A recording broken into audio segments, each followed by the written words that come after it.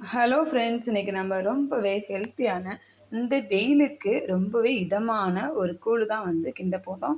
அதுக்கு நாம் இந்த மாதிரி கேப்ப மாவு வந்து எடுத்துக்கலாம். அது கேப்ப மாவு இல்லைன்னா நீங்கள் கம்பு வேணும் அப்படின்னா கம்பு கூட எடுத்துக்கலாம்.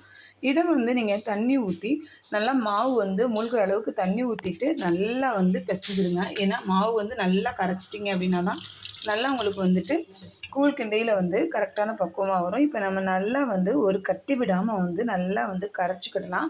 கரைச்சதுக்கு அப்புறமா தேவையான அளவு வந்து உப்பு போட்டுக்குங்க. உப்பு போட்டதுக்கு அப்புறமா நீங்கள் வந்து அடுப்பில் வந்து வச்சு நல்லா வந்து ஒரு 10 நிமிஷம் வந்து கிளறினீங்க அப்படின்னா உங்களுக்கு வந்து சூப்பரான களி வந்து ரெடி ஆயிரும். இந்த களி வந்து எப்படி வெந்திருக்கா இல்லையான்னு எப்படி கண்டுபிடிக்கிறது அப்படின்னா, இந்த மாவு வந்து நல்லா வந்து நல்ல ஒரு ப்ரௌன் கலரில் வந்து நல்லா வெந்து வந்துடும். நீங்கள் வந்துட்டு இப்படி களி அள்ளி போட்டிங்க அப்படின்னா அது வந்து என்ன இருக்கும் அப்படின்னா அப்படியே அல்வா மாதிரி வந்து கீழே விழும். அந்த அளவு வந்து நீங்கள் வந்து கிண்டணும். அதுதான் வந்து கரெக்டான வந்து பக்குவம். இப்போ நம்ம வந்து கடாயில் வச்சாச்சு. கடாயில் வச்சுட்டு நல்லா வந்து கிண்டலாம். ஒரு 10 நிமிஷம் கிண்டினா போதும்.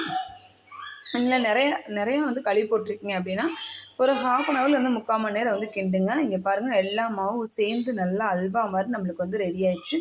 இப்போ இந்த மாவை நீங்கள் வந்து கிண்ணதுக்கு அப்புறமா ஆற வச்சுருங்க. நல்லா வந்து ஆறட்டும். ஆறுனதுக்கு அப்புறமா நான் உங்களுக்கு என்ன செய்யணும் அப்படின்னு நான் சொல்கிறேன்.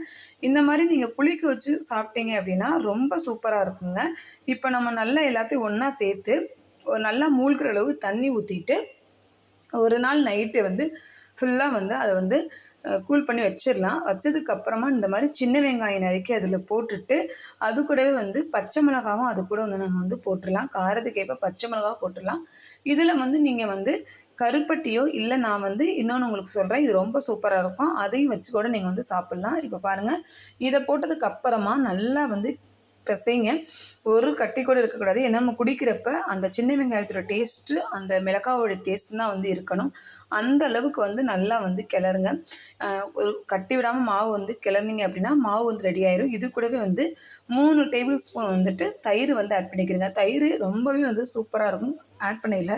ஏன்னா தயிர் ஆட் பண்ணையில் நம்மளுக்கு இன்னும் டேஸ்ட் நல்லாயிருக்கும். நீங்கள் வந்து தயிர் ஆட் பண்ண பிடிக்கல அப்படின்னா இப்படியே கூட நீங்கள் வந்து குடிச்சிக்கோங்க. உப்பு வந்து உங்களுக்கு கரெக்டாக இல்லை அப்படின்னா இன்னும் கொஞ்சம் கூட உப்பு போட்டு நீங்கள் வந்து கிளறிக்கிறங்க. ஏன்னா நம்ம இந்த மாதிரி வந்து கரைக்கையில் உப்பு கொஞ்சம் கம்மியாக இருக்கும். அதனால தான் சொல்கிறேன். இப்போ நம்ம இதுக்கு வந்து என்ன ரெடி பண்ண போகிறோம் அப்படின்னா இதாங்க கொத்தவரங்காய் வடகம் தாங்க. இது வந்து எப்படி செய்கிறது அப்படின்னு இன்னொரு வீடியோவில் உங்களுக்கு கண்டிப்பாக நான் வந்து சொல்கிறேன். இப்போ வந்து எண்ணெயை சூடு பண்ணிவிட்டு நல்லா சூடானதுக்கப்புறம் 2 நிமிஷம் தாங்க. அது போட்டு 2 நிமிஷத்தில் வந்து நல்லா வந்து பொரிஞ்சிரும். இப்போ நீங்கள் எடுத்தீங்க அப்படின்னா அவரைக்காய் வத்தலும் வந்து ரெடி ஆயிரும். இப்போ நம்ம ரொம்பவே வந்து ஹெல்த்தியான ரொம்ப சூப்பரான ஒரு காலை உணவு தான் வந்து சாப்பிட்ருக்கோம். இந்த வீடியோ உங்களுக்கு எல்லாருக்குமே பிடிச்சிருக்கும் அப்படின்னு நம்புகிறேன். வீடியோ பிடிச்சிருந்தது அப்படின்னா லைக் பண்ணுங்கள், ஷேர் பண்ணுங்கள், கமெண்ட் பண்ணுங்கள். மறக்காமல் வந்து சப்ஸ்கிரைப் பண்ணிடுங்க. உங்களுக்கு தெரிஞ்சவங்களுக்கும் இந்த வீடியோவை வந்து ஷேர் பண்ணுங்கள். இந்த வெயிலுக்கு ரொம்பவே டேஸ்ட்டான ஒரு கூழ் தான் நான் வந்து ரெடி பண்ணியிருக்கேன். அது கூட வந்து இந்த ஒரு வடகமும் வந்து ரெடி பண்ணியிருக்கேன். ஓகே ஃப்ரெண்ட்ஸ், இது மாதிரி இன்னொரு வீடியோவில் உங்களை வந்து நம்ம பார்க்கலாம். இப்போ 2மே ரெடி ஆயிடுச்சு. நான் குடிக்க போகிறேன். நீங்களும் இது மாதிரி செஞ்சு குடிங்க. ஓகே, பாய்.